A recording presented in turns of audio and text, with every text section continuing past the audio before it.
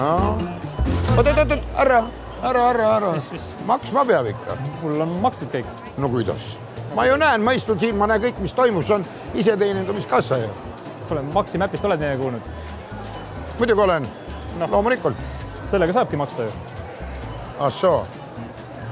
Mis mõttes? Tõmbad endale Maxima äppi, palun, seod selle mobiil-ID või Smart-ID-ga, siis paned sisse meiliaadressi, telefoninumbri või oledki Maxima äpis sees. No ja mis ma saan selle eest? Selle eest, mis sa selle eest ei saa, issand jumal, sa saad siin, telefon muutub kohe sinu skaneerimispuldiks personaalseks, ainult et liiga laialt ei tohi skaneerida, pärast terve riiul on ostukorvis. Ostutšekid näed jäävad siia kõik alles, plastikkaarti ei pea olema ja maksta saad otsa äppis ja kõik hinnapakkumised tulevad otsa äppi. Ja mis kõige parem, Peeter? Taara tšekid saad otsa rahaks teha. Vot see on hea. Sa saad oma autonumbriga sinna äppi sisse panna ja parkimistrahvid ja värgid on kõik eilne päev.